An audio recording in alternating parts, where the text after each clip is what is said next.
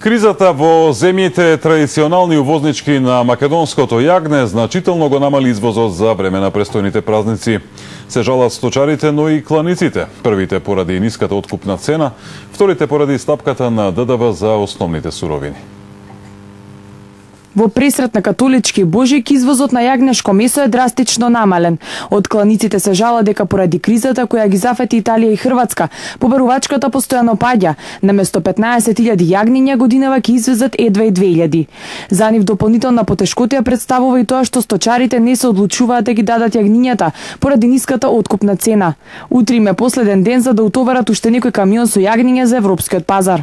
Огромни количини остана на грчкиот пазар као живо јагне, кои што притискаат со многу пониски цени на италијанскиот пазар. Шпанија исто, што значи многу мали се изгледите дека годинава нешто може да се реализира од планираните количини на пазарот. Загубите се уште ги немаме проценето, тоа на крајот на годината ќе видиме, но во однос на следните години ќе бидат огромни. Сточарите пак се жалат дека најголем проблем при одгледување на јагнињата е скапата сточна храна, како и ненавремената исплата на субвенциите. Приморани се да ги чуваат јагнињата и да се надеваат дека ќе ги продадат пред Великден. Много година и за Божик јагниња по 50 комада сме имали на кланица земали.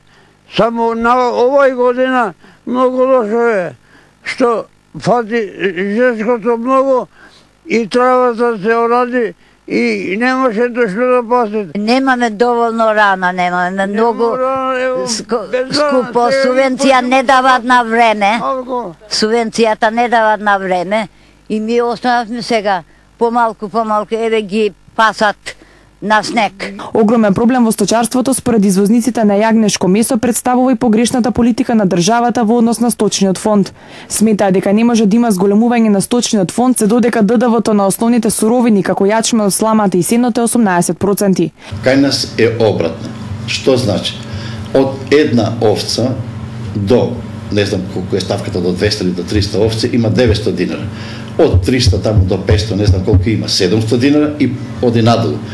А во сите други земји, значи од 1 до 300 овци имат пример 15 евра, од 300 до 500 има 20 евра, од 500 до 1000 има 25 евра, што значи секој кој што сака од прва категорија, што има до 300 овци, значи ќе настојува да влезе во втора категорија, да добие поголема стимулација. Недостатокот на регистриран објект за пакување и брендирање на македонското јагне е уште една пречка за да се зголеми додадената вредност на јагнешкото месо, кое не оди директно во странските супермаркети, туку мора да се доработи.